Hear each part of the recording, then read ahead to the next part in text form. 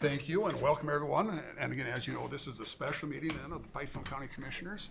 And we've got with us then today a delegation then from the Business Development U.S. Nature Energy. Is that the correct way of pronouncing it? Or presenting it? Okay, very good. Then Mr. Nielsen, I will turn it over to you. Thank you. Thank you for having us here. And let's just start with a quick presentation from our team. Bob, will you start? My name is Bob Lefebvre. I lead our on-farm business development here in the U.S. I'm the individual who really works with the farmers to get the feedstock, the manure, to get the feedstock to our plant. My experience, I was executive director with the Minnesota Milk Producers Association for 16 years. Worked in dairy checkoff and the last 9 or so years prior to coming to Nature Energy last July. Excited to be here. Thanks for having us. Thank you. Yeah, so my name is Thor Deli. I work out of the Danish office.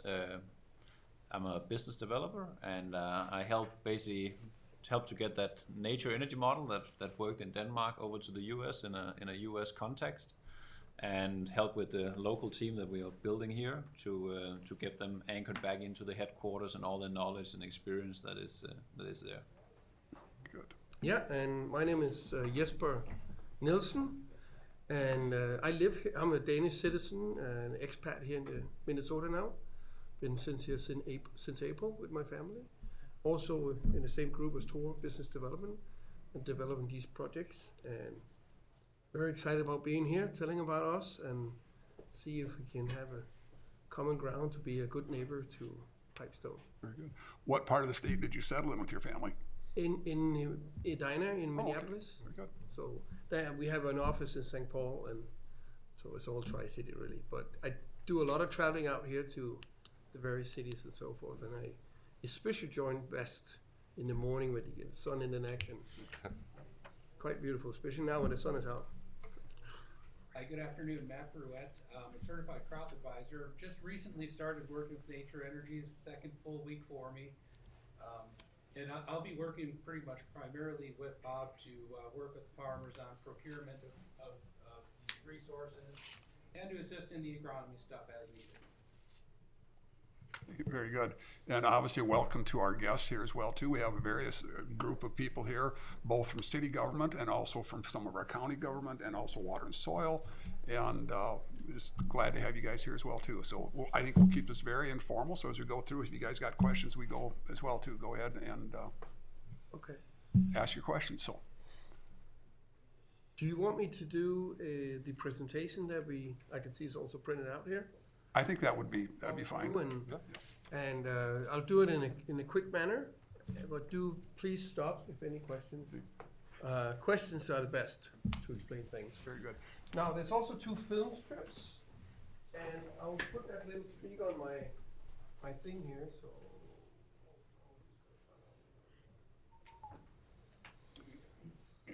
Steve, if the audio isn't loud enough, we could maybe set that microphone by his. Oh yeah, that's a good idea. try it, see if that'll work. Sometimes that HDMI will take the sound, right? But I don't know if we can. We'll see. Yeah. See if that works.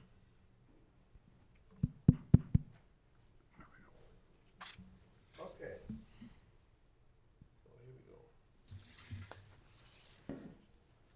It's in a second. So the pioneering green transition. That's us here in Nature Energy. The short agenda. So what is biogas? What is it we talk about? And who we are, Nature Energy. About our business model. We call it the Nature Energy model in American context. And the last portion is, of course, extremely important. North America, what we're doing here in both in US and Canada, and a few examples on our plants. And the benefits for the community, and then the next step in what we really like to do here. So, biogas. So biogas is a renewable natural gas, or also short RNG. It's been doing by having anaerobic digesting of organics, so manure, turkey manure, food waste, anything corn leftover from a butcher, and so forth. And this anaerobic digesting is no oxygen and a lot of box. So we get out of that, we get a 65% methane gas, which is the same gas as we take off the ground. That's the same as natural gas, it's just green and not fossil. And thereby we also have a little leftover CO2 and other very small portion of other gases. And the CO2, we will also divide, and the methane gas will take to a pipe, and the CO2 we will either sell it to commercial use, it's food waste, food grade quality, or like we do at Benson, we will give it back to GNO, so they will use it for killing the birds and doing a lot of freezing. So there's a lot about circle and sustainability and so forth. Can the food waste include bone? Yep, you can. Okay. Could I have you use the microphone, please? At least I get the audio on there. Okay. I've got one of the media members that isn't able to be here today. See if that works. How does that work? Very nice. Want to be a rock star. Thank you. So who we are, and here I have a little film, and I just need to flip over to that. 1 second, please.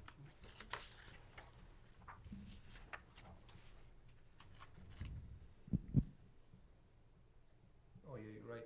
But if you give me the microphone, Jesper, and just start it all over.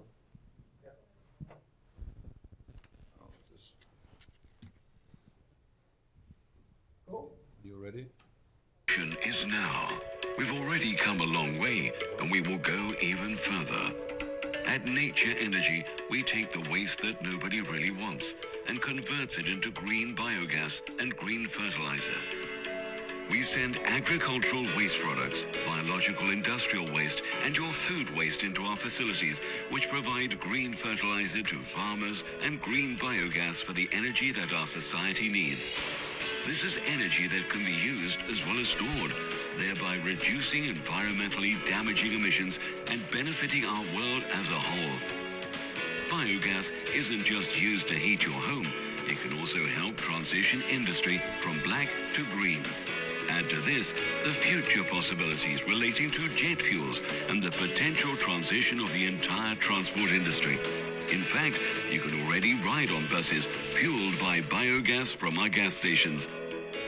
The use of biogas is steaming ahead, and we will accelerate that development domestically as well as internationally and on a massive scale.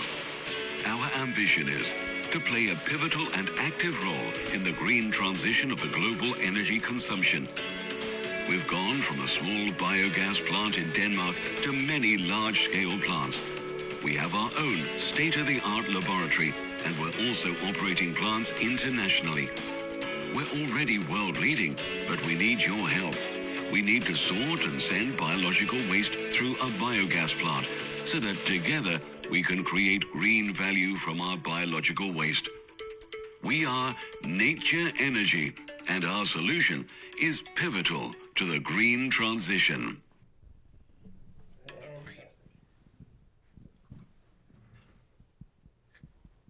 Go back here again.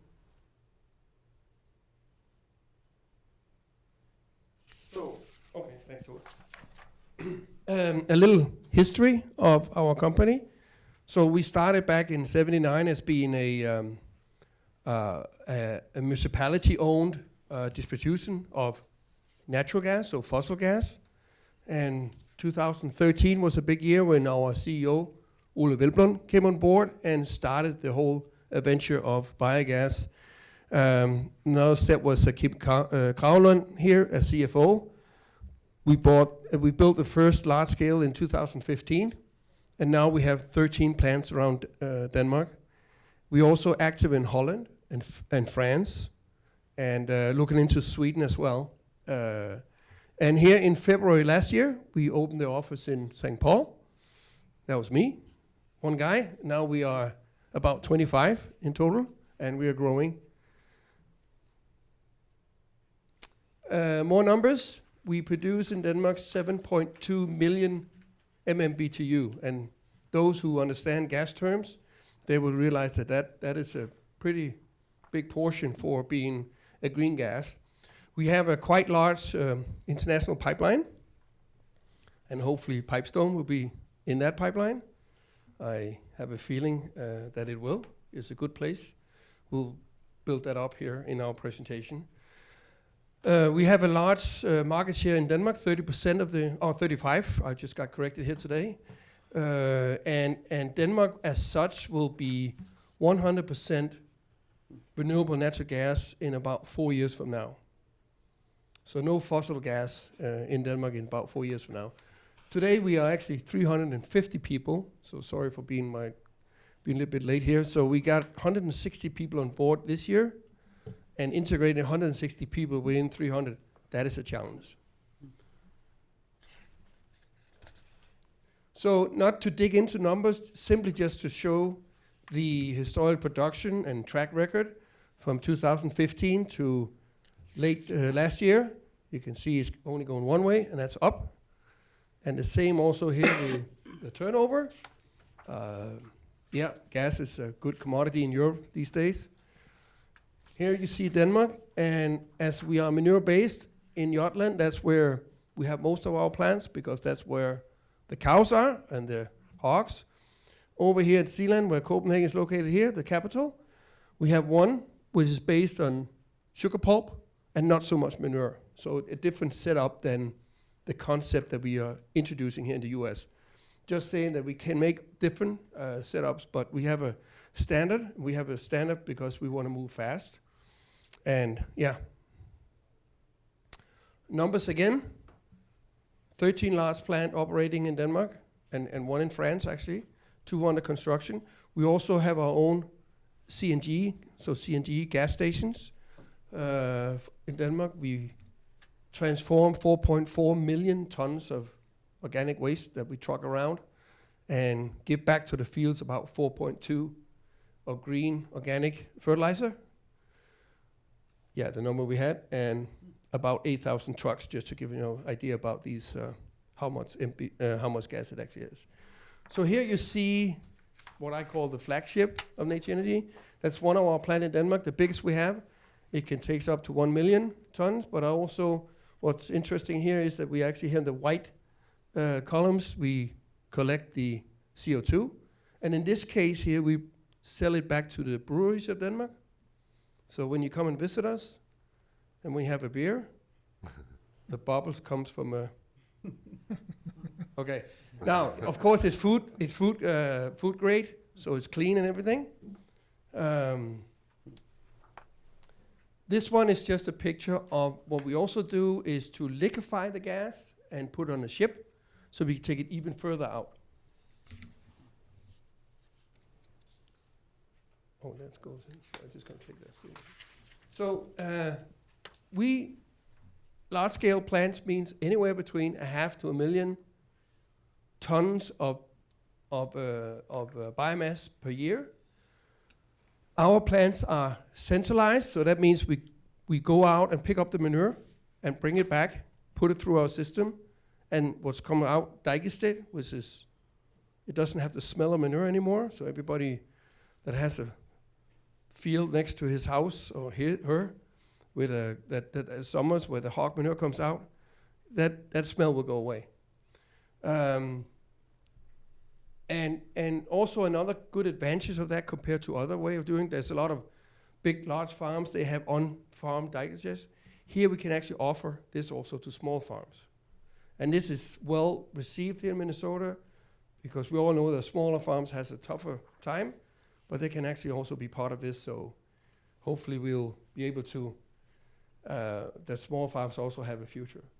Stand-light design, same plants everywhere, so we can move fast, as I said, but also it makes it easier to copy and paste for the very things. Co-digestion is a very, very important thing. And now I have to frame this right, Bob. So there is gas in manure, but it's not so much gas. Actually, the stuff you put in on top of it is even more gas, but the manure is an excellent environment for the bacteria that create the methane gas in. And also, manure, when we have a large scale of that, we also have a home for the digester when we take it back. All the gas goes to grid, and we have a centralized competence center. That means we do a lot of R&D. We have a lot of students working for us, and of course all our seniors as us, which I don't believe many other companies has the same level of R&D as we have. We are constantly looking into producing renewable natural gas at less cost. So that means, get more out of the stuff we put in and so forth. And also not to forget, yes, we make gas, but we also make fertilizer for our farmers, which is a huge portion of this, and get that right nutrients back in the fields. How does the fertilizer compare to price of, commercial fertilizer? Well, when you ask that question, I would say the fertilizer costs money, and this is actually free. Because we borrow the manure from a farmer, and we bring it back again at no cost. Oh, okay. They get the option of how do they want it back, depending on if they have room on their land for more, then they can get more back than they're giving to us in terms of nitrogen or phosphorus if they're needing that. If they're limited on that, we'll give them back what they need basically, or what they're restricted by. Can you also capture anhydrous ammonia in the process as well too, and use that back for fertilizer or not? We don't. I mean, sorry, Bob. Go ahead. So what the digestion process, and Matt certainly knows this too as an agronomist. But the digestion process converts that manure, the organic manure portion, into inorganic or ammonium, right? So actually, you have more of that nitrogen is available to the plant in digestate versus raw manure. And that would be the case across the board, whether it's cow manure, ruminant manure, pig manure, poultry litter, any of them. So. Yeah, a lot of win-wins. So that was the competence center, yes. And we also before, I always keep forgetting this. So Nature Energy, I should say that who we are. We are truly a develop, build, own, and operate company. So when we come here, we want to be that good neighbor to you, and we're not leaving tomorrow. So if you say yes to us, you're stuck with us. So and that's a good, that's good. And we also a nutrition plant. We have an efficient system for recycling nutrients. Yeah, and also for crop growers, we have a solution for them instead of using industrial fertilizer. Just a picture of some of the girls in the lab, just to underline again that we have focus on R&D, and it's all about being better and be more efficient and do things the right way, actually. So, our business model. Very simple in a way. Here we have the biogas installation. So we get all kinds of organics in, manure, other organic waste, and we produce it, take off the gas, and bring back the nutrients to the fields again, either to farmers or crop growers. So it's a circular value chain, simple as that. That was just me going. Okay, and then, so we have this kind of rule of thumb that we say within a radius of 20 miles, give and take, we'll find the organics. And that's actually also the reason for the size that we have, of anywhere between 0.5 and 1 million. 20 miles is a good distance, so we don't spend too much energy picking up the stuff that makes energy. And for one of our installation, we use about 21% of the 100 to do the 100% of energy. So about 1/4, 1/5. And plus 1.5% for the transport. Jesper? Yes, sir? I had a question on the organic food waste process. Yes. Do you guys handle that, or is that handled by like municipality or solely by the It's residents normally done by themselves, a different vendor. And it might not be so common here in the state. Right. But I'm getting here that we want to be that good neighbor. We want to support things that maybe you guys want to do a collection, and we definitely like to support that because it could be a win-win. we clean up, we make gas, we put the nutrients on the field, so you see all the win-wins. And as I said, we want to be this good neighbor, and that could be one of the programs that we could go into with you guys. So like with some of our food processing plants that have like animal rendering, like bones were brought up, but like Yep. meat or like the tissues, other organic tissues, would that be able, would you be Yep. able to use that? Yes, Absolutely. we'll take that. I mean, typically, when it's from an industry, it's typically clean in the sense that it hasn't been mixed with plastic or metal or other stuff. But even in Denmark, each household you have to sort your waste. That in itself is not clean enough, so that the municipality will collect that and will go to a company. Actually, a few of these companies are co-located with us in Denmark, so they'll take that, take it apart, organics, metal, glass, so on and so forth, and then we will add it in. So in Denmark, many of our plants will take in anywhere from 20 to 30,000 short tons of household sorted organic waste every year. So that's something, and we actually when we come here with our biogas plant, we're actually bringing together other companies with us, whether that be sand separators or actually company doing this kind of waste sorting. So if it's something you're interested in, we can definitely make the contact, because there are companies in Denmark that can take, and I mean, they even take stuff from, like, let's say someone is producing a pâté in an aluminum foil, there's plastic around it, but for some reason the production went bad, so they can't sell it. They will take that apart, deliver us the organic stuff, and all the other everything else goes away. And we got specifications on that. I mean, there's no metal left, there's no plastic. No one wants plastic on their field, right? So it's clean. Just put into our process. We heat it up to 70 degrees for 1 hour to kill off any germs, and then we put it in our process. Okay. Thank you. Happy to make that connection if you want. Yeah. Also, another question in regards to the organic. Do you ever grow specific crops for that organic mass from the fields, such as sorghum, some of the other grasses and so forth, things like that? Yes, in fact, we do have one of our plants in France that we're going to be commissioning soon. We call it's on a totally vegan diet. We're building it actually. It's during construction, yeah. So construction that has no manure in it. So that's a lot of the basis there is an intermittent crop. So they'll grow their first crop, harvest that. They'll do something intermittent also for better soil health. They'll harvest that. They'll make a silage out of that, and then they'll do their winter crop. And that whole silage thing, throughout the year we'll put that into the. So that's as we said, we call it the vegan plant because it doesn't take any animal manure. So we're not dependent on manure. But we will take. I mean, we'll take. We were talking today about corn stover, right? Yeah. As something as a potential feedstock that we can add to it, because we know corn stalks are used as a bedding material, right? And so in addition to maybe what might be in the bedding material, corn stalks or corn stover is something that we're also looking at. The only question mark, one of the big question marks we have is we know that there may be a little bit more dirt in it than what we'd like, because, you can't have sand and dirt or soil in there, because then you're going to have to clean it up. Comes up the works. And it just doesn't produce gas, obviously. Yeah, and I mean, we use corn silage, we use grass. That in Denmark there's a lot of clover grass. I think here will be alfalfa instead. So stuff like that, if there's too much of it, or residuals. I mean, we don't. Yeah. Otherwise, if it's not used for animal feeders, then something extra, something like that, we like to put that in. In Denmark, there's a lot of organic. I mean, capital O organic food stuff. So actually, and the organic farmers have challenged with nutrients. So in Denmark, we actually have a few of the biogas plants that have a separate. Capital O organic line, so it's organic manure that gets into it, organic grass, all that kind of, and then organic digestate comes out of it for the organic farmers. So because it is a big problem for organic farmers, they can't go out and buy mineral fertilizer, right? They need their nutrients as well.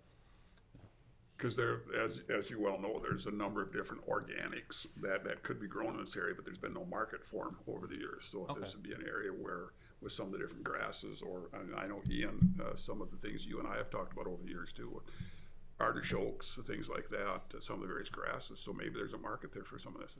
What do you think, Ian? Am I?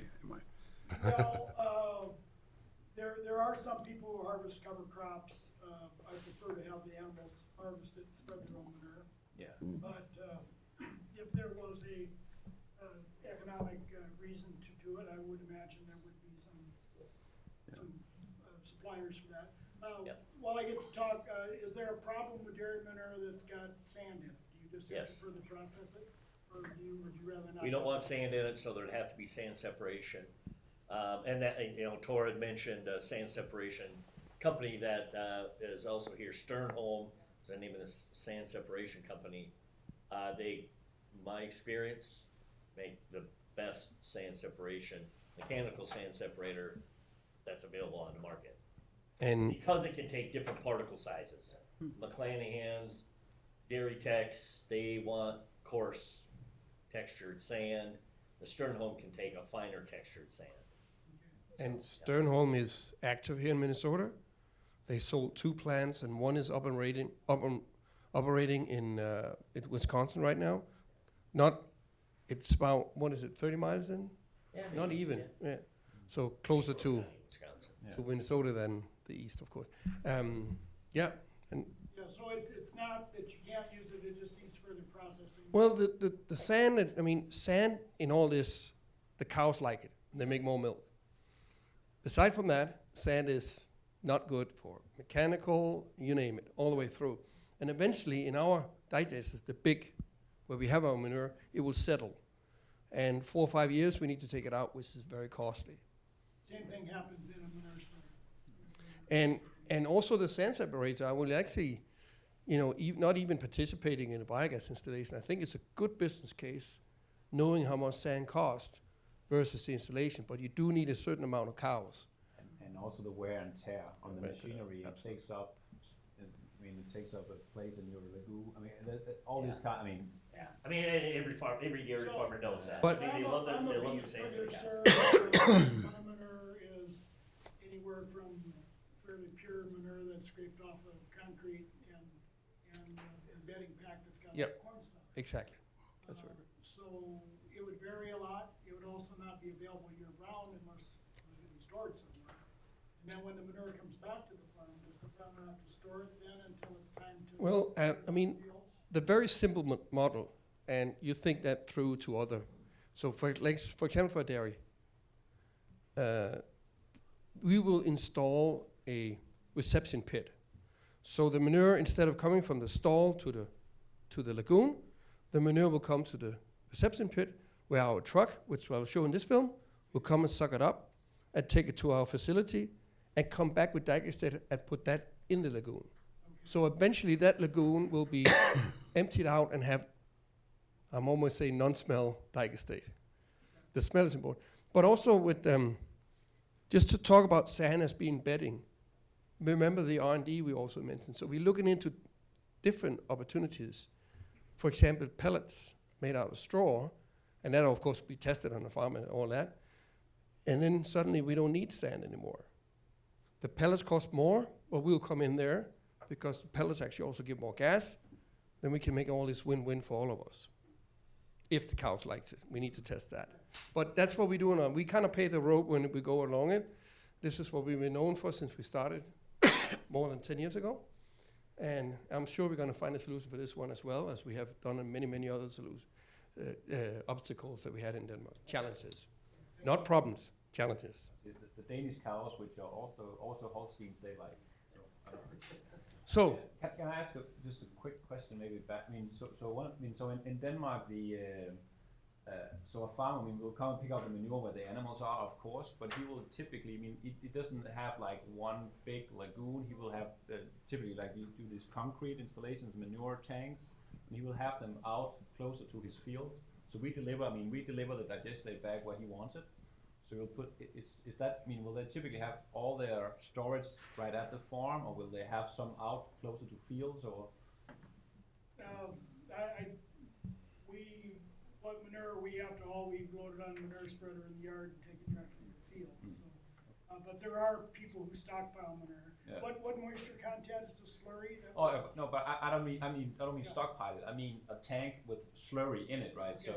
So it will still be as liquid, right? It will just be, it's just saying that for Danish farmers, it's like an advantage. They don't have, before they would take that, because they wouldn't have all the storage at the farm where the animal is, so they would have to drive that out now. Now, because we pick it up, they decide where we put it back, right? So in that sense, we are helping them also with their logistics. Well, what comes out of your plant is not a dry product? No, it's as liquid as Okay, manure, basically. Maybe a little bit more dry, but What moisture, Yeah.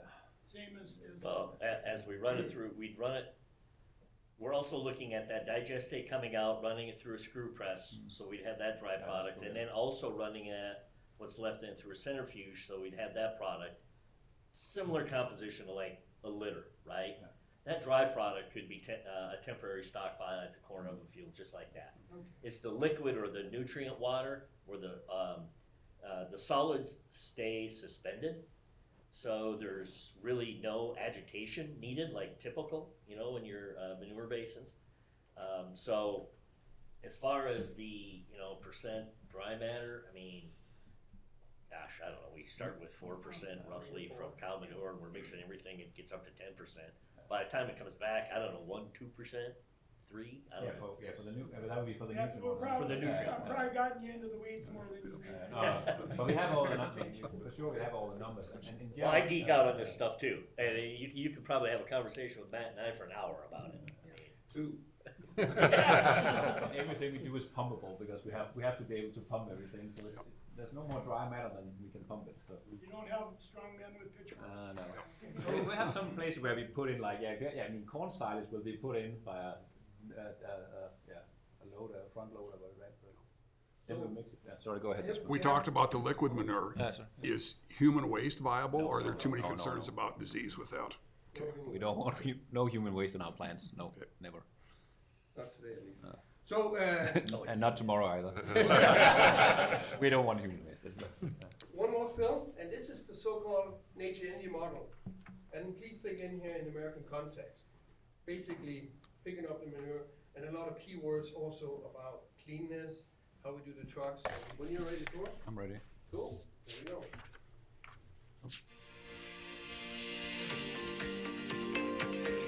Plenty of sustainable energy and improved fertilizer turn slurry from our suppliers into a valuable resource. Slurry from agriculture can be used in the production of biogas. The slurry and manure is retrieved following a fixed schedule. A text message advises the supplier, such that he may lead the slurry to a pre-tank or start the agitator. Simultaneously, the degassed fertilizer is returned to the supplier's own tanks, or the neighbor's if he needs it more.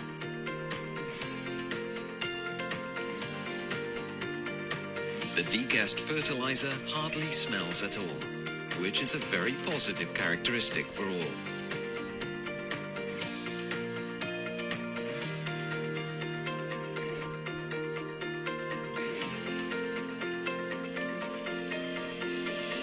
At the biogas facility, the slurry is weighed prior to unloading in closed buildings. A sample of every delivery is made, and in the laboratory, dry matter and organic dry matter is measured. When the slurry is unloaded, the truck is loaded with degas slurry, which is then returned to the supplier. The truck is cleaned to avoid exchange of microbiology between the farms. The supplier's slurry is more valuable after processing in the biogas facility. The ammonium content is measured in the degas slurry prior to delivery to the supplier. Many plant breeders also use degas slurry, which gives a better yield through higher ammonium content, improved infiltration ability, and highly reduced washout compared to untreated slurry. It eases the supplier's workload considerably, but the biogas facility is also capable of handling deep litter. On top of this, the supplier also receives a much more homogeneous and higher quality fertilizer back. Membership of the Cooperative of Suppliers to the biogas facility has several advantages to the suppliers. They convert manure and waste streams into sustainable energy, and the degassed mix of biomass is a considerably better fertilizer. That is sound economics. Become supplier to one of our existing or coming biogas facilities. Learn more at natureenergy.dk. Don't call that number.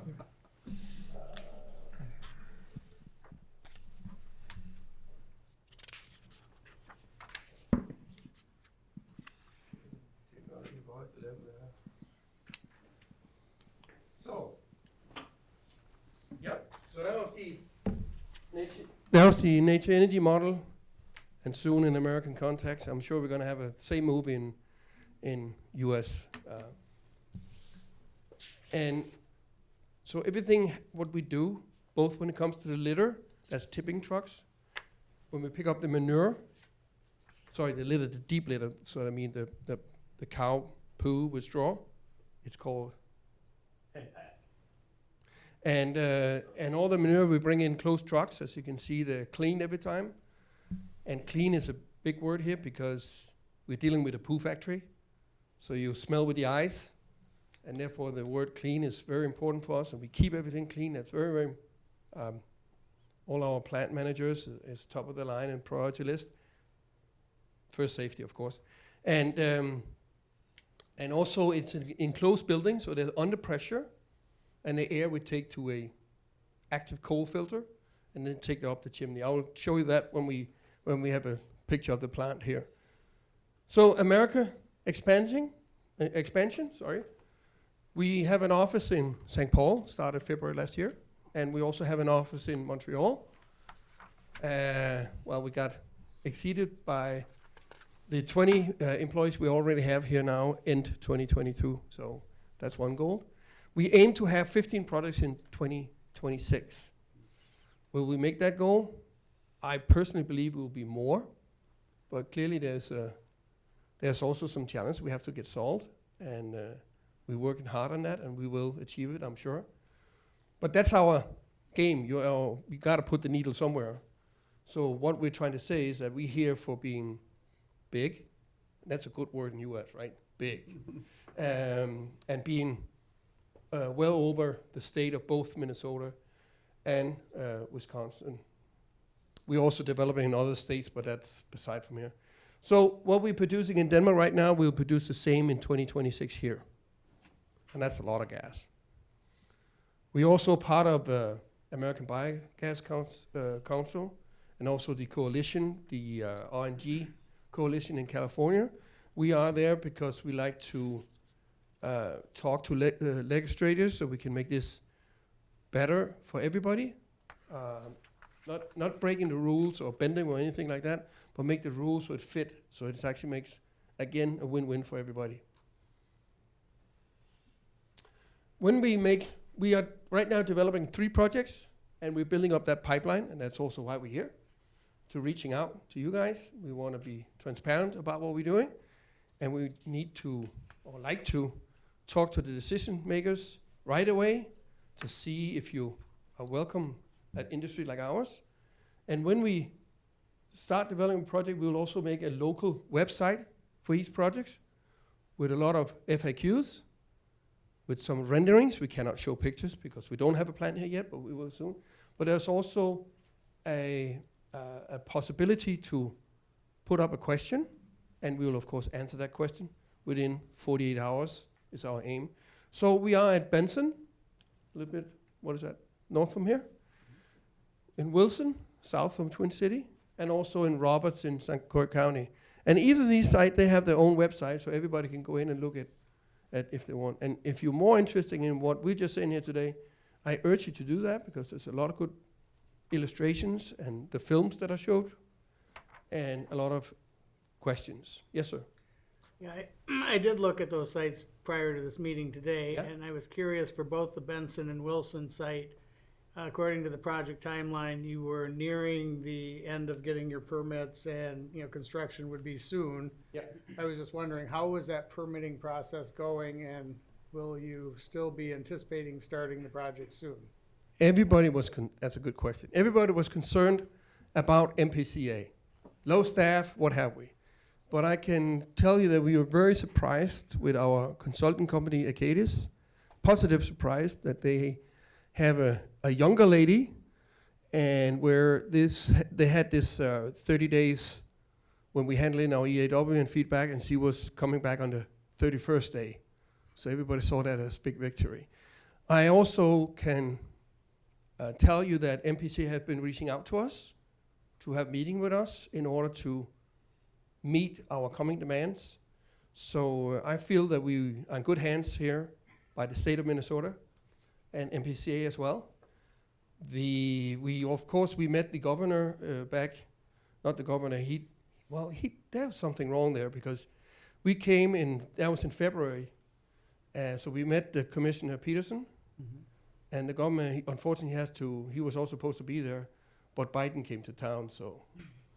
But that was. He has to get His priorities straight now, right? But anyway, so what I'm trying to say is that there's been a big support to what we do, seen from the political point of view, and that I know from fact also the fact that we have this centralized and smaller farms are in focus, where a lot of other digester companies, big is good. They only go for the large stuff, which is also easier, no doubt. I mean, one, and then you don't deal with any, where we deal with many.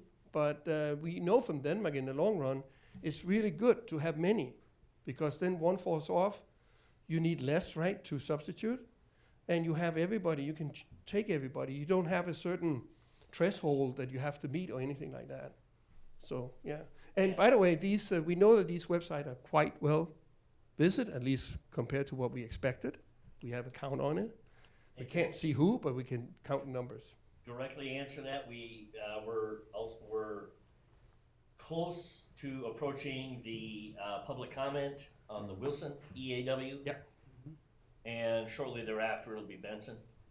And so our plans are to be putting a shovel in the ground in both of those locations before this fall. June and August, right? Make it that. June for Wilson and August for Benson. July and September. But yeah. July, September now, okay. But, within the frost comes along. That big sign up so people can see we're actually here for doing business. Next winter it would be nice if it was a warm winter so we can do construction all winter. Don't count on it. I know. So, rendering and 3D visions, that's the way it looks like, one of the beasts. So I'm actually going to jump to the next one here because it's easier to explain. On these sites, we also have this rendering, which is one of my favorites, because it has all the explanation about what's going on in the plant. And just to take, for example, the chimney, as I said, all these buildings are under pressure. So when a truck goes in, it closes the door, and all what happens in there are sucked out and go through these two active filters and up in the chimney of 197 feet. So well, when you say under pressure, it's a little bit it's the pressure's a little bit lower. Yeah. So if you open up, air gets sucked in. Sucked in and not out. Yeah. Negative pressure. Negative Exactly. pressure. That's the right word. Thank you. Exactly. And yeah, if you feel well, please study our digester. You can see number 5. You can see how big they are, how much they contain, and so forth. And somebody said, "What about we have a spill?" There's also taking care of that in the sense of it's all on a membrane, and the walls and so on are according to regulations. Well, let's say there's a triple spill and it's over the regulation and runs out. Never forget, this is only manure. We have it everywhere. It's not poison that is collected in one place. So, yep. Another picture here from our Benson site. I know you guys are probably familiar with the old Fiberman plant. That's the site. So this is the old building where all the turkey manure came in, 500 tons a year. A lot of trucking, a little bit less here than the Fiberman plant. So we utilized the entire plant site there. All this land we don't, but this is a footprint of 27 acres. And this is the Wilson. You see, it's absolutely the same, just upside down, or vice versa. Call it what you want. And one thing, but you can't see on this one, but where all these digesters are, that's the 8 big one there. They're on a lower level. So if one of them that says cracks open, that's gonna stay there. So here it looks like it's flat and it could run off, right? It's lower, so it will stay there. That's what I meant by the... Yeah, exactly. But it's just when you look at the drawing, like, if that one spills, it's gonna run off. No, it's not gonna run off. We're gonna contain it on site. Yeah, it's a All rendering. the containment system that'll more than meets MPCA's requirements. Yeah. And here you see the same plant from the Highway 12 down there at Wyoming County. So, next steps. Well, first of all, economic benefits. There should be something to the community here, of course. So we can offer.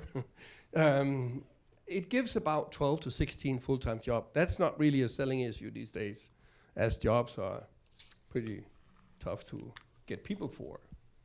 But there's always a day tomorrow, so it's always nice to We anticipate to be here for 40 years. At least that's how the business plan is, business case is built on.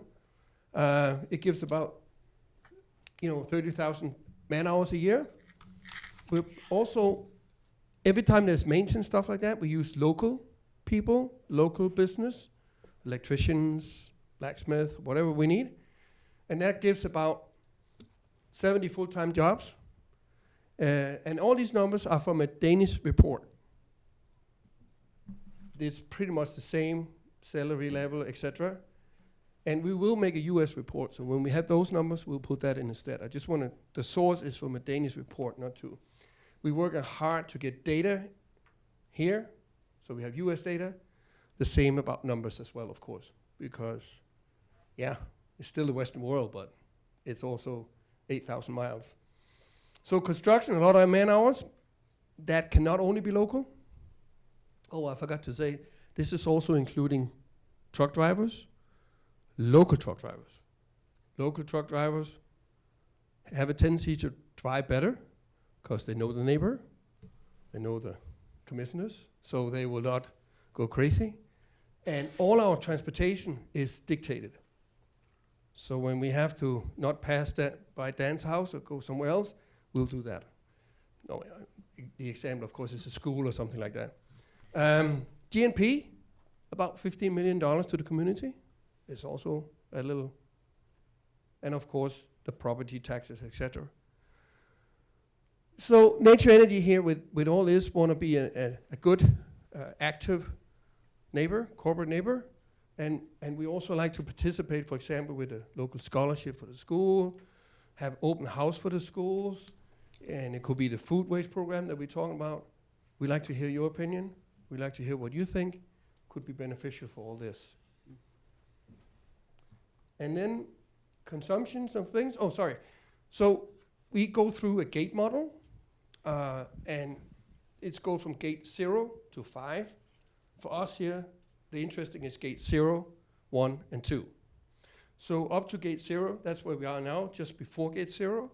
So when we hopefully can agree that this is something that Pipestone could be interested in, we will move ahead, finding a site location, talking to the various commissioners and see the opinion. And we have a good feeling that we have a good, strong yes for a CUP. Me and Tor will make the case and put that up to our management. And of course, feedstock was in the area. Kind of desktop work in a way, but also reaching out a little bit to put a finger in the ground and measure the temperature, as we say in Denmark. When gate 0 is hopefully achieved, then we will be more formal about fixing an option agreement, getting more serious about farmers and get more structured in that way. So, and when we get to gate 1, that's a more interesting thing because that's where a bigger check is written. That's where we will start the permitting, and we'll have a cadence work on it for us and with you. We will do everything. We will not ask you for anything.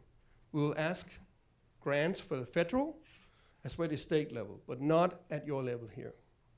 So we will not ask for anything in return, so to say. No tax exemption or anything like that. And so yeah, at gate 0 or 1, that's where we start the permitting. And in gate 2, that's where the big plus $100 check is being written. That's when we start construction, when we have the permit, because we're not allowed to go in the ground before. We are in Denmark, so we start a little bit premature sometime. And sometimes we also have to stop because things have to be reconsidered and so forth. And then gate 3, 4, and 5 is actually doing construction. So 1 and 2 is, of course, very interesting milestones. So from 0 to 2, give and take, 1 year. From 2 to 5, give and take, 2 years. So totally 3 years. I think it'd be shorter, mainly because of construction. Our construction people think that you cannot do anything when it's snowing a bit and freezing a bit in Minnesota, but I strongly believe we can. So, but it's not going to half it down or anything like that. It might going to take up a few months or so. So 3 years in totally from today, we will have gas in the pipeline, hopefully. Okay, so what do we need? We need a site, 27 acres, Well, he corrected me today, that's why. And 40 is better. We like a little bit more, but clearly, if the perfect site is 27, we'll go for that. It will be near an interconnect or a gas line, for example, with Center Point, or more natural with Northern Natural. Power availability, we need, I'm not going to repeat the numbers here, and also the yearly consumption power. And then we also need a bit of water, 132,000 gallons for coffee and showers and toilets and what have we. And then for the process, we need a lot of water to dilute all the biomasses. It could be anywhere from 8, 9 to maybe even all the way up to 12 million. I put this one because I have it from one plant. But that doesn't go to the sewer. That goes back to the fields again. So it doesn't get any constraints on your facilities as you have them already. Goes back to the croplands. And our approach here is to have a meeting with you people now, or actually reaching out to Steve first and send some information and see if we could have a meeting. And thank you very much for having this meeting with us. And the next, of course, is to somehow get some kind of indication from the board to see if we can achieve that CUP eventually when we get there. And we are doing that very specifically because we have learned by experience that if you don't do that, you can spend a couple of $1 million and then it's like a tie and everything is shaky and so on. That's not really the situation you want to be in. That's not the situation we definitely don't want to be in. We want to be the good neighbor, and it's fair enough if you don't want us. That's fair enough. No harm done, but I do believe that we are a perfect company from an ag community like Pipestone.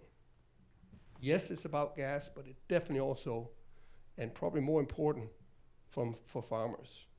It basically starts from the butt from the cow, right? That's where we begin. So the question is, are we interested? Are we welcome? Are Pipestone as a county, as a city, interested in having us here? And that question doesn't need to be answered today. And we need to sleep on things.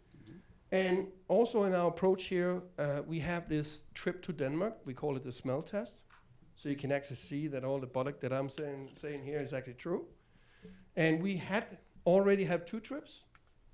So here the first one in 21 when I was actually the tour guy, and here lately in September 22 where Tor was the tour guy, and it's been successful really. Clearly the people come with us are interested, but they also confirm that the smell is not there. And I do urge you to reach out, and here you see the mayor for Benson. Here's some people from Roberts. Jim Hofstad, the ex-ag commissioner in Wisconsin. And here's, I'm not sure where it is, the mayor from Melrose, and some from Iowa. Last guy there. Yep. Yes, that guy. Right next to me. Yes. Right next to Bob. Bob, he was there, yes. Sorry, Bob. Actually, what you see in the background there is a sand separator. It's a Danish dairy that had around 2,000 cows. And then there's the truck that will bring the manure to our facility. So we were together 4 days. A lot of talk, asking us, but also asking the nature energy workers on the plants, and especially in the bus. Communities are speaking to each other. What are they thinking? What's the problems? What's the challenges? How do we do this? And so forth. It's been successful trips. Actually, a little short story from that one is, and remember, this is in 21. I only been here like a couple of times because of COVID and so on. So I didn't understand completely Minnesota. I don't do that today either, but I'm getting closer every day you learn. So Jim here, he stand up and say, Jesper, you did a miracle. Are we gonna go into all that religious stuff now and stuff like that? No, he said, no, you did a miracle. So what are you talking about, Jim? Come on. You made people from Minnesota and Wisconsin sit in the same bus saying skål. And then when I heard that one, I said, okay, Jim.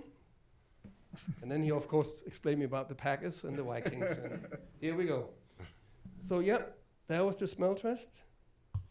Another picture, and here again in front of a sand separator on a beautiful, not many days in Denmark like this. We got more in Minnesota. That's good.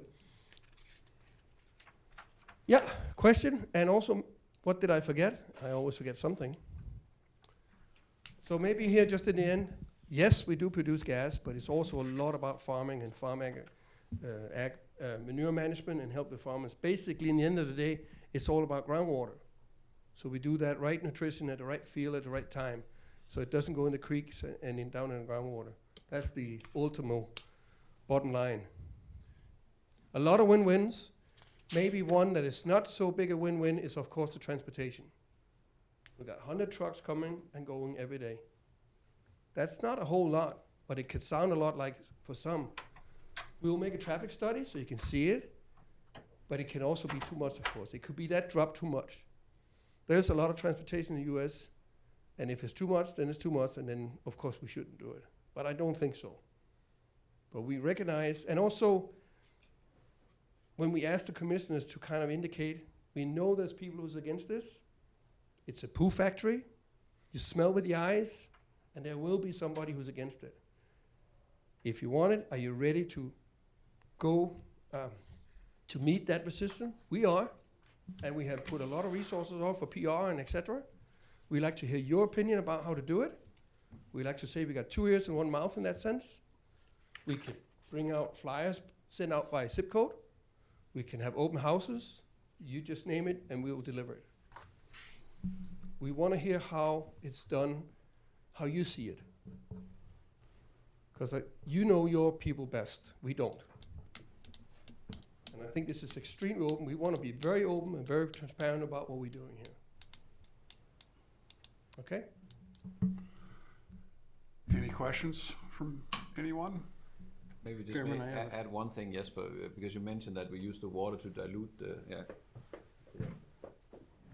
You mentioned that we use the water to dilute the different stuff we put in. We do that, but only if it's absolutely necessary. What the reason why we have that water uses is the biofilters that clean the air. We have to clean them. So all the water that we use on site for cleaning filters like that, washing the trucks, all that we add into the reactors. So if we do need to add a little bit of water to dilute, we will do that. But in most of our plants, we don't add water to the process, but all water that we use for various things on the site will be added in. But here we have to dilute because of the turkey manure. Yeah, but I'll also say the water that we dilute with not necessarily have to be drinking water. It could be brown water from a process somewhere else. We don't have to completely overview how it will be done here in case we are going further. So that win-win is a good term because that's the way we think in any matter. Okay. Dallas, please. I would assume you would pick up manure daily, weekly, whatever. A lot of pits are under buildings with animals and they don't stir them every week. Is that practical, or is it most of the time they get emptied once a year and then they are good for a year?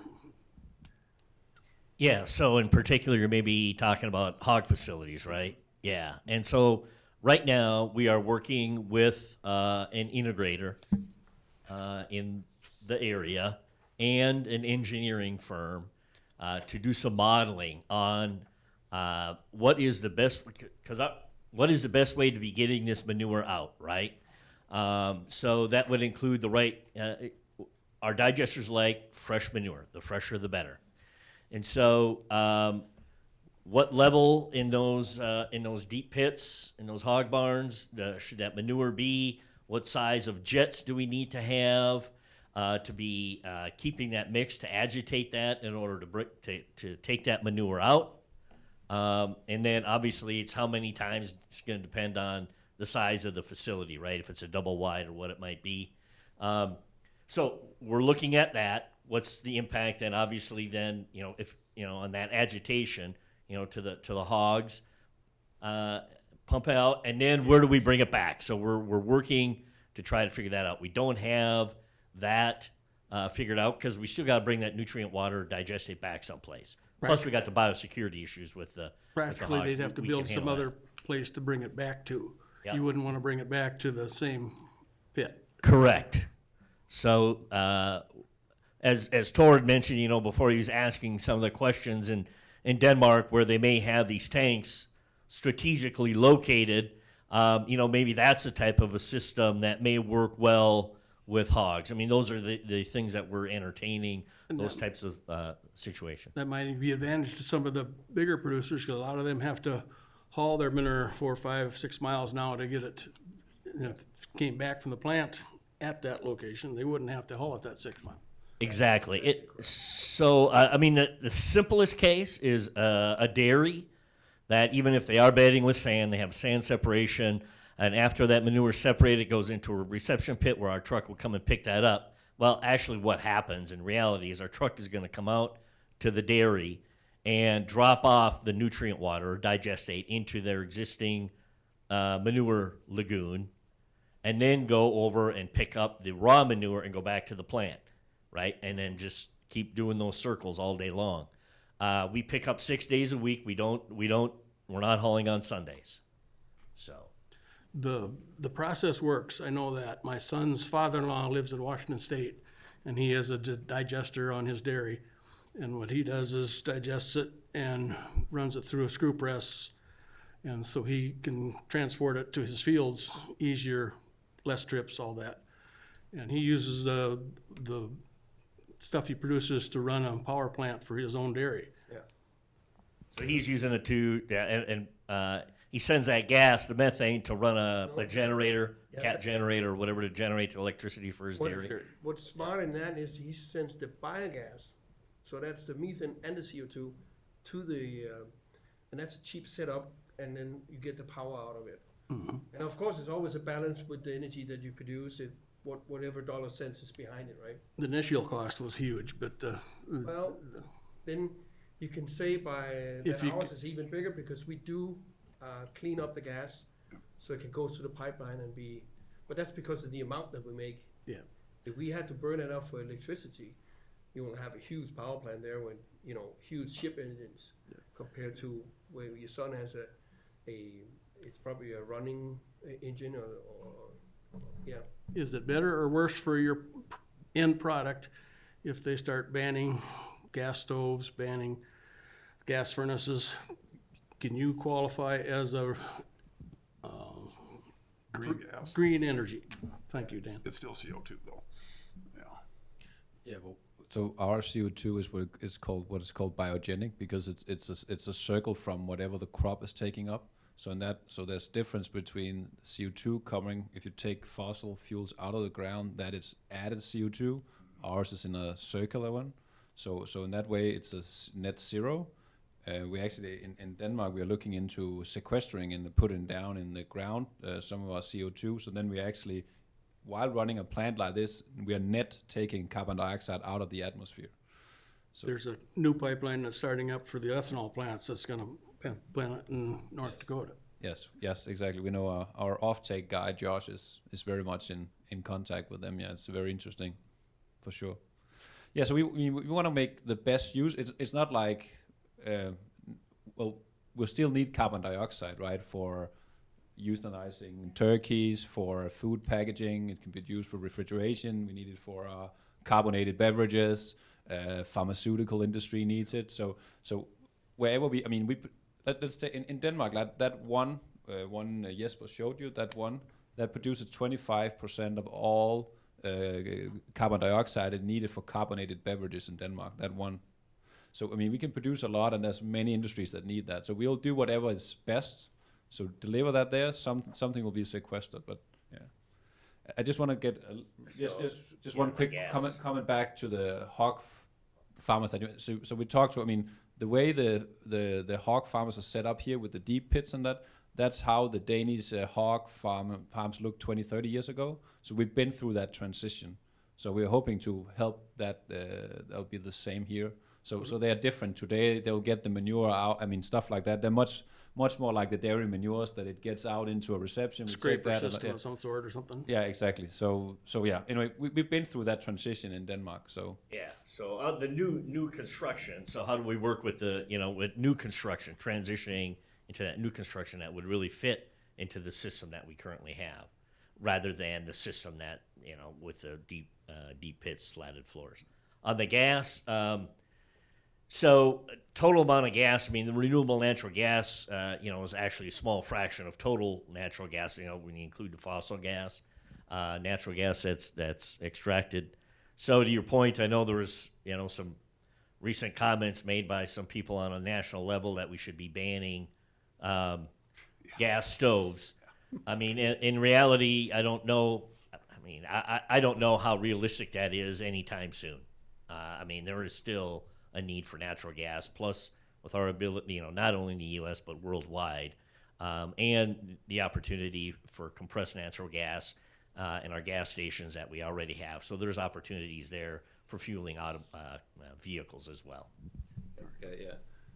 So there's in general, whether it's in Denmark or here, we are not dependent on like a single consumer using natural gas. I mean, there's going to be a gas short. If you want renewable natural gas, there's enough that we need that for. Industries that, let's say, you wanna make a concrete, or you wanna make like a tiling. There's a lot of stuff where you need high temperatures, and you cannot use electricity for that, right? You have, if you want the ships to run on, so that's one of the facilities Jesper showed you, like liquid natural gas for the ships. Electric trucks is not that easy. Liquefied natural gas can make your truck go as far. I mean, so we don't need every single private consumer to use natural gas. But also jet fuel means not easy to make an electric airplane, right? So stuff like that. That would be a marketing tool, though, because XL Energy would gladly put out things that you pay a little more extra for your gas because it came from. I mean, we don't mind it. It's just to say that so in Denmark, like the consumption of natural gas is going down in Denmark as more and more people are coming off. In Denmark, we're not super dependent on natural gas for private consumers, and the amount of private consumers using natural gas is going down. But that's not a challenge for. That's not. Yeah, you aren't worried about that. No, we are not. I mean, yeah, there's still. I mean, the use of gas is going to be high, and there's a lot of what we call hard to abate sectors. I mean, there's a lot of places where you cannot. I mean, you can change, and then we use a lot of heat pumps, stuff like that, right? So you just have green electricity, and you have a heat pump, and then you warm your house. I know my house is warmed like that, but I mean that's not what we are aiming for, right? I mean. Yeah, it's all these industries that cannot change away from something that burns and gives off a lot of heat. That's where we need the gas. Ships, airplanes, stuff like that. Thank you. You talked about odor control. It's been common here with our hog confinements to have feed additives added to the livestock feed. Does that affect the manure for your process at all? Yeah, so like, for example, phytase to lower the phosphorus, no, we don't believe that would. Good. We're also looking at in the dairy industry, right, for feed additives that would reduce enteric methane. And basically our digesters are like the rumen in a cow, right? So, if that's reducing it, but how much, and so on and so forth. I mean, those are things that will. We know that there is already feed additives that are used in Europe to reduce enteric methane that are not available here in the U.S. And we have digestion, RNG plants going up all over in Europe. So. Yeah, but I know.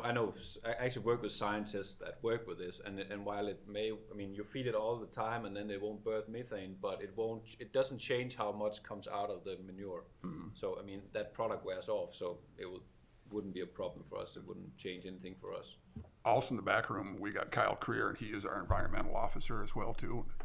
And the whole concept again about the manure pits with the hog confinements, would it be a stretch for us to say that they would smell less if they're emptied more often? Am I stretching that a little bit?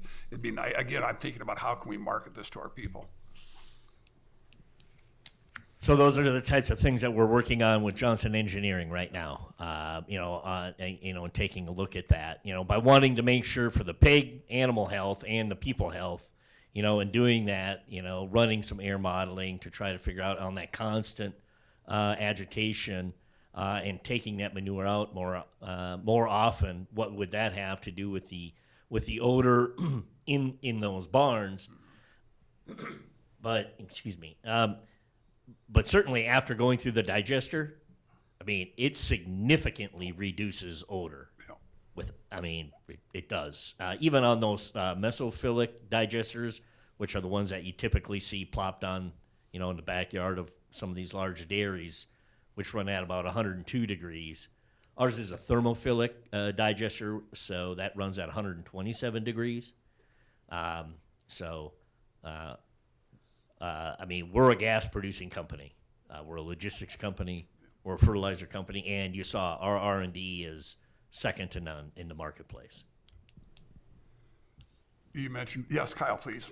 Just a question, you talked about EAWs, were they mandatory or discretionary, and who was the LGU? The RGU? LGU, yeah, for the EAW. Were they done through the state or by? Yeah, so the responsible government unit, it was MPCA. Yeah, we had to do we had to go through environmental review, and we have to get an NPDES permit. In Minnesota. Not In Minnesota, yeah. So we expect to have a negative declaration on need for an EIS. The public hearing is coming up on the Wilson one. Yeah, the Wilson one, so yeah, we're, the public comment period will open up here shortly. And so, since we're working with dairy farmers and others in the area, we expect to receive plenty of positive comments in working with the farmers. And if you look at the EAW, one thing is looking at we have a biogas plant, right? What does that mean? What kind of air comes out of the stack? What about truck traffic, all that? But that plant, it really helps the community. There's going to be less nitrogen runoff into your streams, right? There's a lot of positives that come. There's going to be less smell. We even have a study in Denmark showing that the house prices go up in areas where we have a biogas plant because it doesn't smell as much. Yeah, and one of the things, we've kind of started, and thanks actually in large part to Matt, and worked at, as an independent crop consultant before coming to Nature Energy, is looking at the radius around our plant as a nutrient shed, manure shed, or nutrient shed. And, we have many areas where there's livestock, where, especially dairy, where we have land around that dairy where it's high in phosphorus. Over 100 parts per million maybe, or even higher, dare I say. But so, in what we create just by the fact that we now have a renewable natural gas plant, and we're moving all this water and manure and nutrients around, and because of our process by taking out some of those solids, and potentially even more using more technology and what we can do with this digestate, we can better dial in where nutrients are needed. Because if you start with that digestate, you run it through a screw press and a centrifuge, you're taking out some of that phosphorus, and you're applying that nutrient water, so you're going to be able to get the amount of nitrogen you need without overloading your phosphorus from what the crop may take. So if you're in cases where you're maybe 100 parts per million or more, you definitely don't want to be putting any more phosphorus on there. You can mine that, right? Well, that's a possibility here with this. Plus, with the dry product, acting similar and, on how you'd handle it to a litter, poultry litter, which would be higher in phosphorus, that can be applied to, cropping acres that haven't had livestock on it. And where phosphorus is needed. So you're not overloading, you're not getting, phosphorus and surface water, and you're properly managing and getting, optimum nitrogen use efficiency out of that, what is now digestate versus raw manure.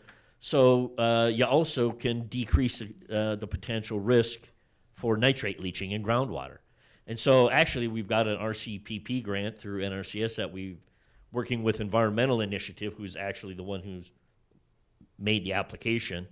We want to really, we're looking at doing that in Wilson, that if we get paid, or if we not get paid, if Environmental Initiative gets the money, we're going to be measuring nitrogen use efficiency, and phosphorus loading. Just because we're moving into the area there, and also in Stearns County as well, we're going to be, if it gets funded. So it's kind of interesting. I mean, that's so for me anyway. You referred to your water needs of about 12 million gallons a year. Scott Swanson is a retired city employee, didn't work in the water department, but has some knowledge of that. Is that 12 million gallons wouldn't be difficult for us to provide, would it? I'd have to talk to Joel before I go get any numbers on that. Yeah. I know another thing you brought up is for a water source, they could use a non-domestic water source, which we also have our ponds that get, they get water transfer done a couple times a year too. Or we can make a well on our eventually site that we Site. will. Okay. Okay. And what's the quality of water that you need for your process? Can you take water with high nitrates? Because that has been one of the issues we've had in this area, has been high nitrates in our groundwater. What do you think, Joel? I mean, we don't like it too. I mean, the nitrate, it has a challenge for the process, but I think when you talk high nitrate, but in this kind of water, I don't think it would be a problem for a process. I will have to look into that. Because when you say high, I mean, there's one That's thing. for human consumption. Exactly. Yeah, exactly. Yeah. So no, exactly. Not for our. I would assume we could just take it, but I don't. I would have to ask some of my colleagues.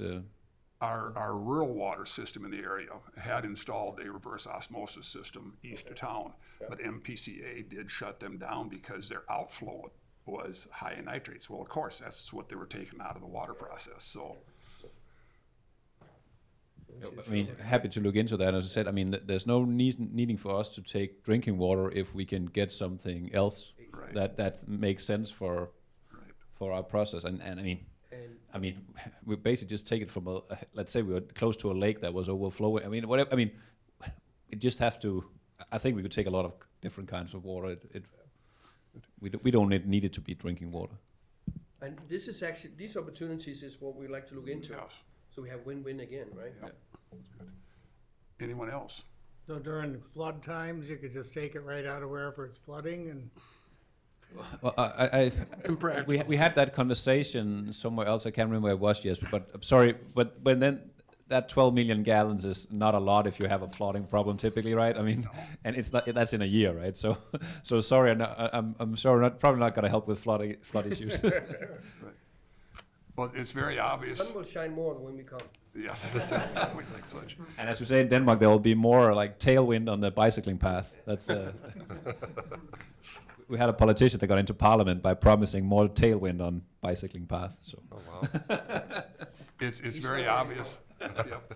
You've done your homework on us, and that's what has obviously attracted you here. And I'm sure that there's other communities that are courting you as well too.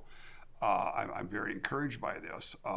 You also mentioned your availability. We talked about 27 to 40 acres. We talked about water, workforce. Again, a workforce, that wouldn't be difficult. I've always been concerned when people have said, well, you've got very low unemployment, but you have, again, the old adage, you have a well-paying job, people will come for that. So I don't see that as an issue at all.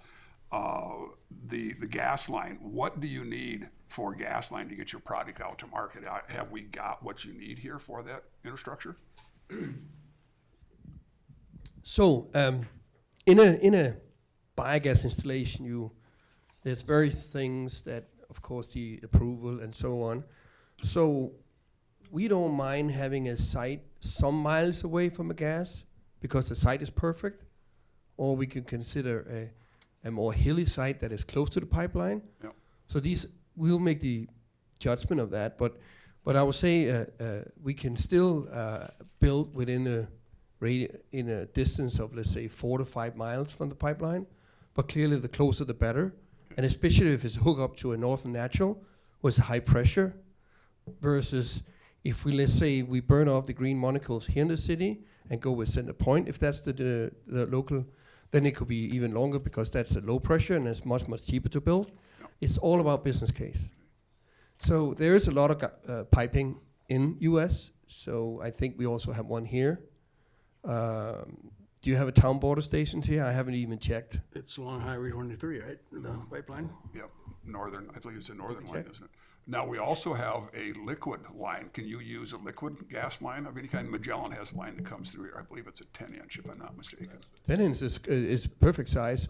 That's petroleum though. Yeah, that's Petroleum, liquid, okay. that's Okay, so petroleum. it's not liquid natural gas?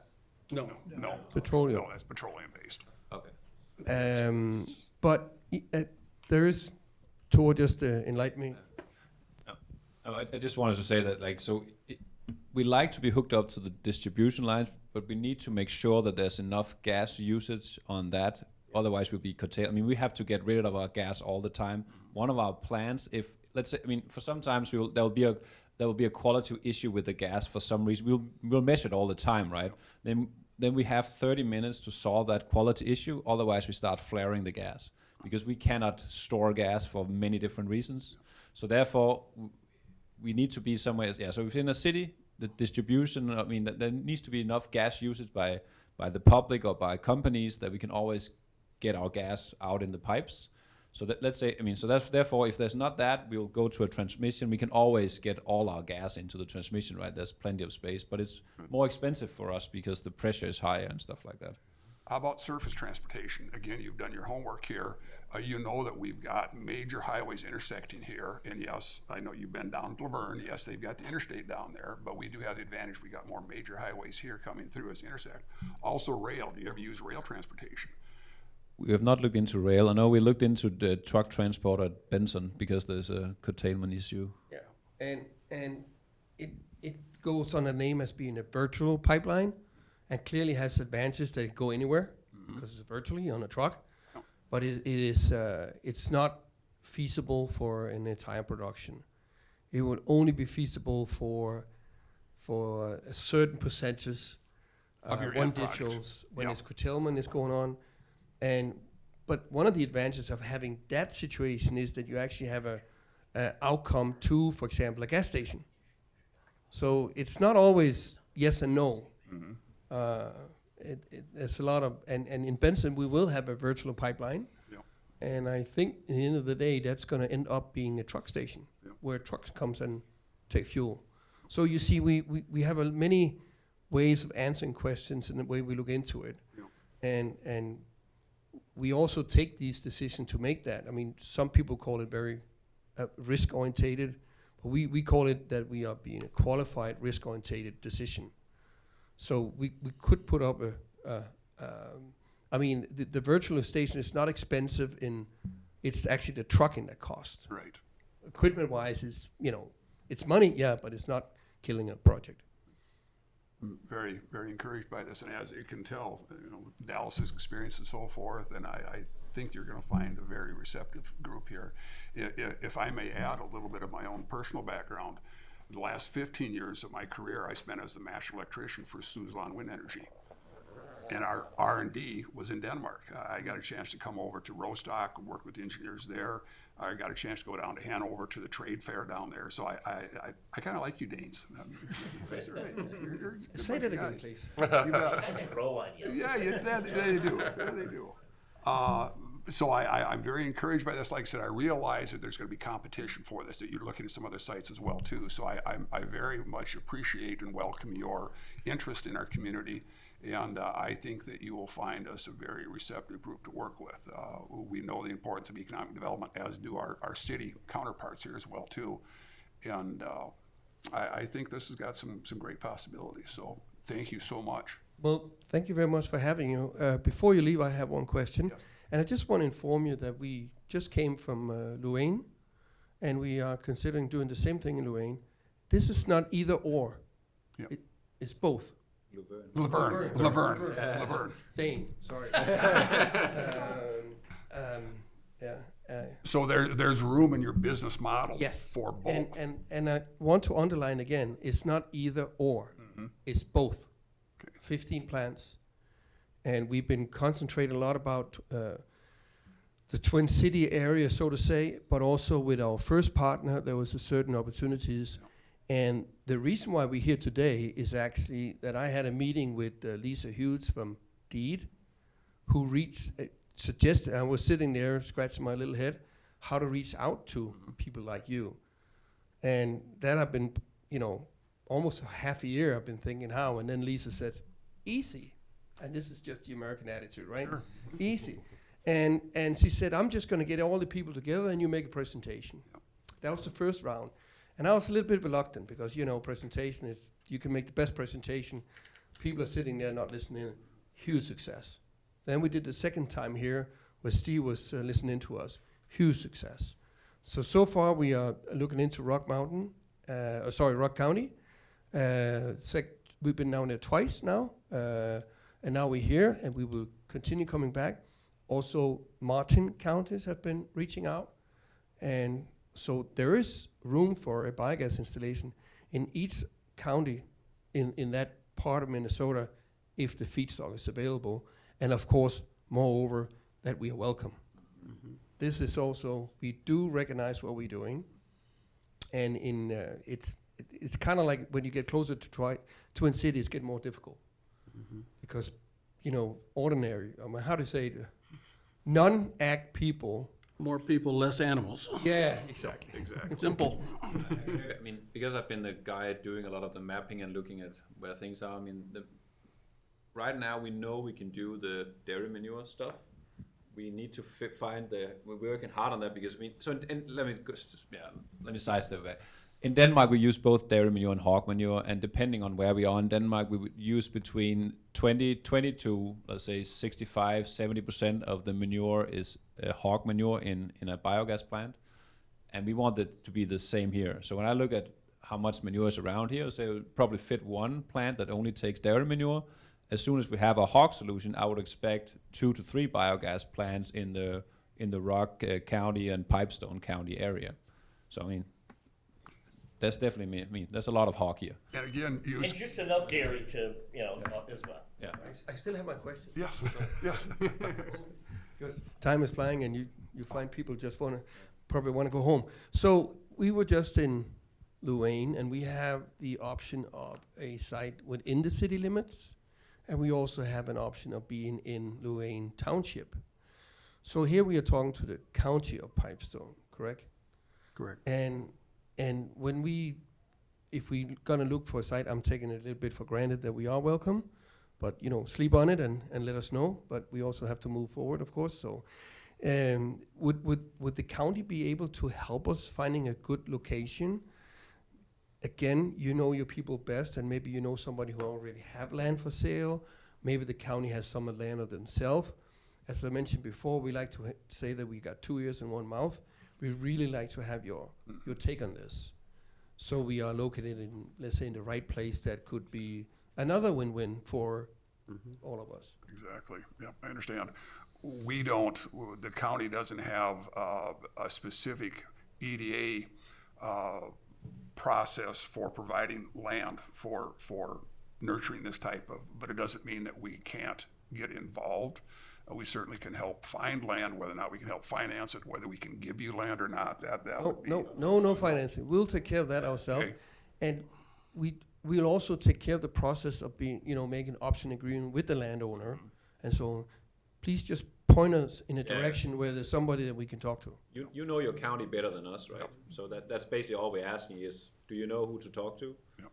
We will do all the work, so to say. We can find you 40 acres somewhere. Yeah. I wanted to also point out Kyle, you talk about gallons of manure. We do have quite a bit of livestock manure here as well too, or cattle manure, I should say. Yeah. And in fact, off the top of your head how many gallons of manure that we're producing from some of our dairy confinements? I just have the animal unit numbers put together for you, so that's all I've got. I don't have gallons. Yeah. How many animals for 15? Yeah, we know the gallons. Right. How many animals for 15? 23 gallons per cow per day, 18 of that is from the cow, 5 would be wash water from the, and then you'd have other, rainwater and other, feed pad runoff or something that would be. So that we won't mix the rainwater with the manure. Well, I can certainly be in touch with you, Kyle, on some different numbers and things like that. Yep. Please do that. Yep. Use him as a resource. So. Yeah, and then we've spoken a lot about dairy manure. That's because we know where the cows are and how the manure is handled. But I mean, we were out seeing somewhere where they had cattle on corn stalk, and I mean that's something we will look in. I mean, so we had that we call deep litter in Denmark, and you call it Pen pack or bedded pack, yeah. whatever. So actually, I think it's one of the things that the farmers in Denmark actually like, that whole manure mixed with, they bet on straw, most of them in Denmark, like 80% of the cows in Denmark are bet on straw. But all that also goes into a process. We're happy about it. It gives good gas, and the farmer's happy because they get a liquid product back, right, instead of that mixture of straw and manure. So if there are people that have cattle, any kind of animals like that, in a way where we can pick up that in a regular fashion, we are happy to look into that. Yeah.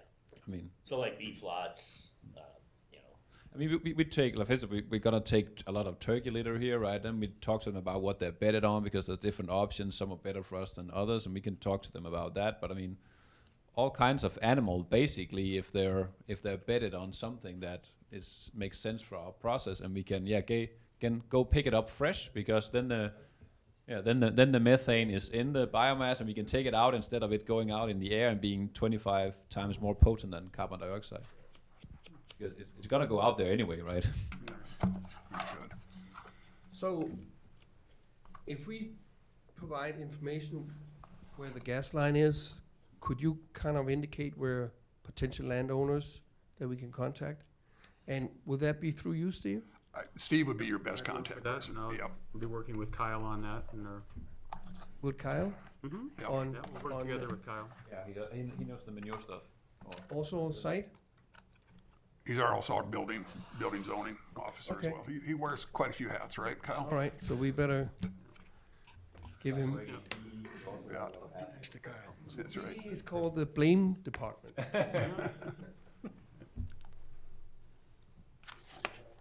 that right?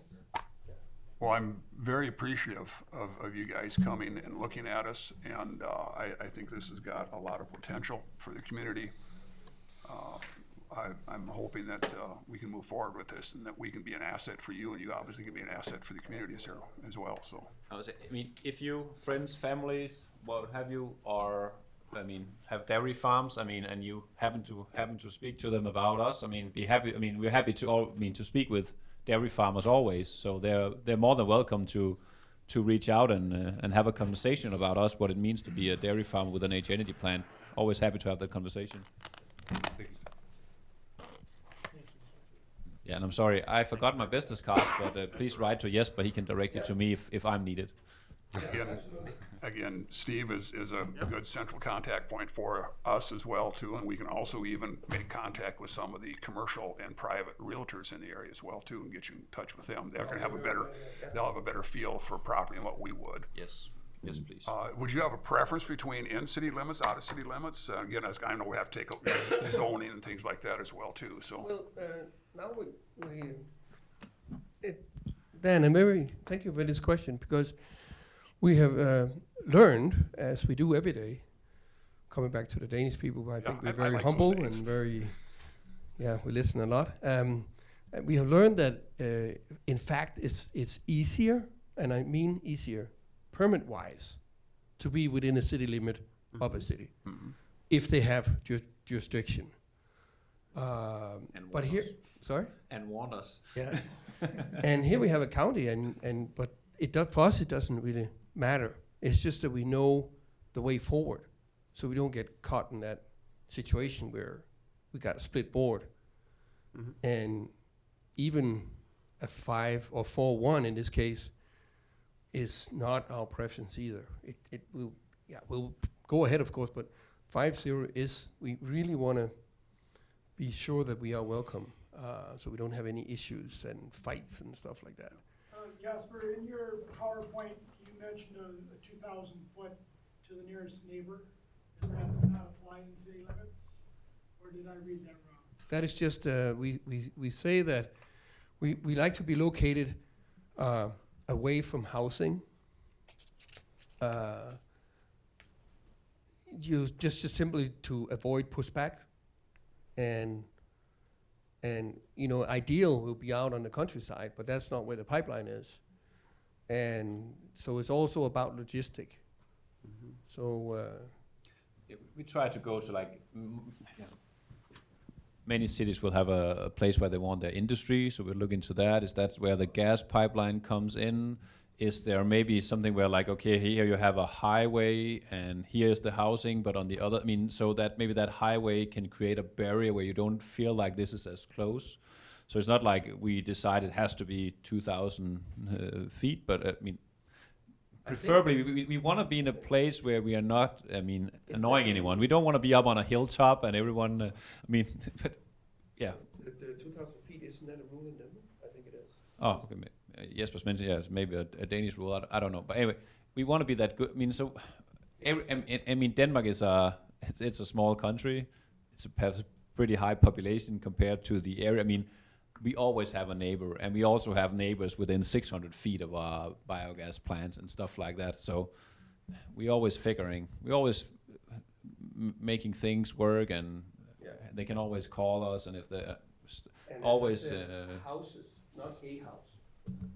As Yeah. Tor mentioned, the place would be them. It might be one house, and then that person still feel he's living quiet as it is. But you don't want 100 trucks going by the playground every day. No, and but remember that trucks are going right, so it's not 100 this way. No, exactly. I always say that. Yeah, it's 100 trucks here. The first thing they're gonna drive out of a plant, one is going left, one is going right, then it's 50, right? They go a little bit. I mean, it gets diluted pretty quickly. But of course, I mean, and when we're actually working on. I mean, in Denmark, we always told that everything is bigger in the U.S. I can tell you, the trucks are not. So we're trying to be allowed to have as much on one truck as possible, of course, with a lot of axles, so we don't damage the roads. But I mean, in Denmark, our trucks are 130,000 pounds. So I think that's a bit more. As far as I can see, that's some 30,000 pounds more than you do here, even with a special permit. But we'll figure it out. We know there's a lot of exemptions for the milk trucks, so we want to be labeled as the chocolate milk trucks. So.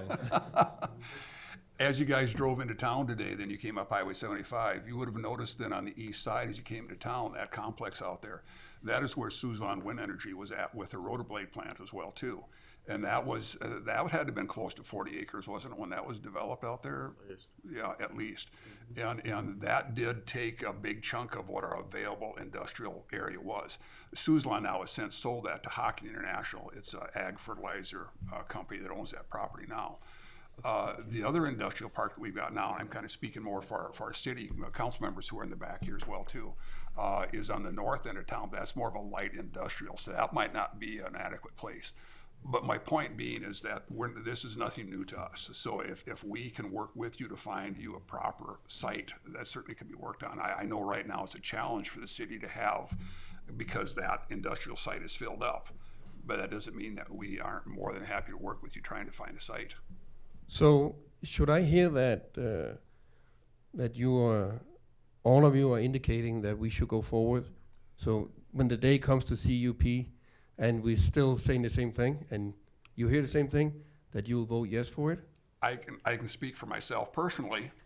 I'm 100% behind it. Thank you. We'd have to act as a total board on that. Anyone want to join Dan here in the? And we'd have to talk to some constituents too. Yeah. Sorry? We have to talk to the people we represent. Yes. Yep. I represent 1,000 people or 1,500 people. So. Okay, fantastic. Yeah, that's good. After people, that's. Maybe say, are there some of you who say no, is there someone that say already now, this is going to be a no from my side, or is it, of course, I mean, you need to learn more and understand more, but is there something in your mind saying, I don't feel like this, there's something wrong here, or?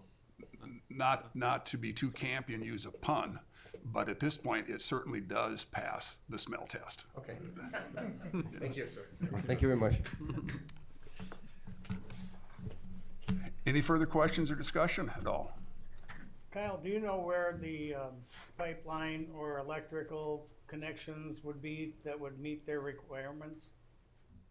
I don't. I've got maps of where they're at, but I don't know the details on it. I never deal with the gas much. So. Okay. Yeah. I got a map. I got a map of the gas. I know exactly where it is. Because actually, isn't their main line coming off of County Road 15, just north of Highway 23? Do you have a copy of that you could leave with us or share? Yeah, I don't have anything with me here. Okay. But, yeah, I can share Hey, that. yeah, I only have the transmission, so the distribution, it's I don't have that. Yeah. But, Cargill's on I the know main where it line. comes in and where the town border station. Cargill's on the main line. Yeah. Interesting. Justin, Scott are two representatives here from the city council as well too. And again, I realize you also can't speak for the entire council as well either, but I'm only one vote, but I'm very interested. Yeah. Green energy is something that we need to develop in this area. We don't have oil, we don't have coal. Yeah. We have wind and solar and. Yeah. Well, I mean, green energy got kind of like three pillars, right? It's got electricity from both sun and wind, and then we have renewable here, which can be stored and taken further. That's the advantage. It's also a little bit more expensive to make than the other. So everybody has its pros and cons. Can I maybe add, because if you worked in the wind turbine industry before, right?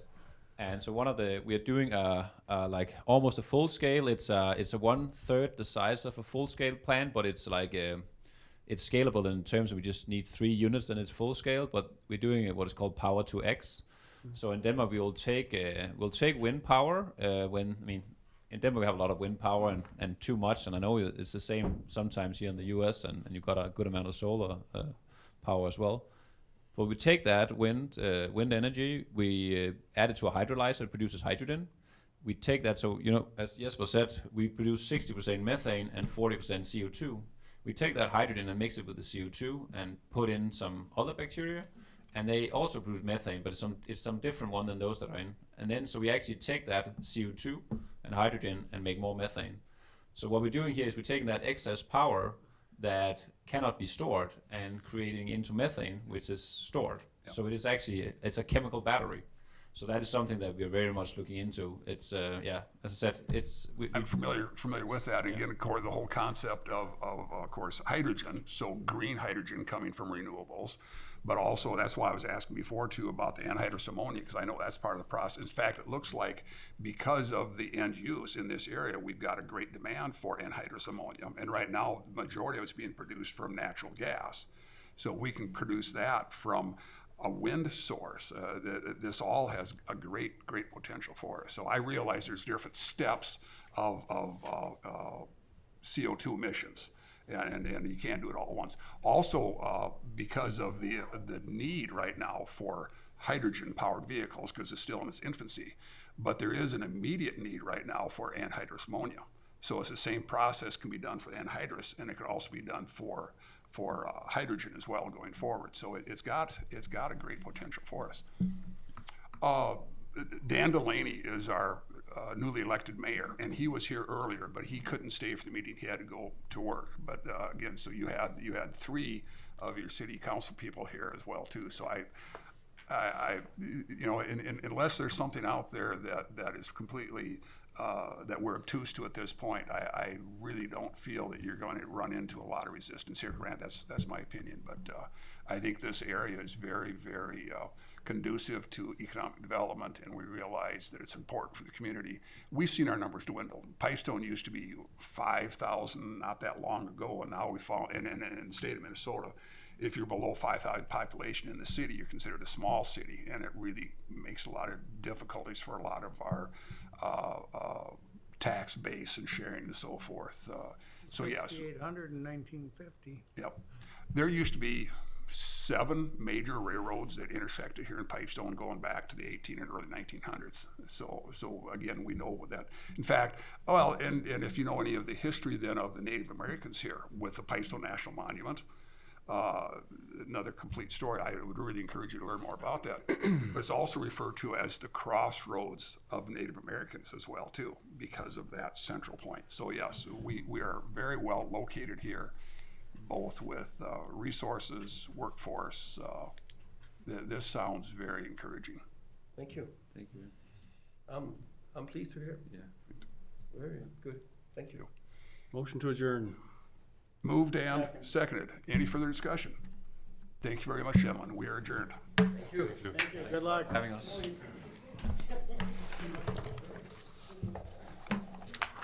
Let me ask you, Dan, so what's the French in your fuel here? Oh, Bob. Hey, how you been? The North North Star. Yep. Star of the North. Yep, the state, yep, that's the state. It's been known as the North Star State. Oh, gosh,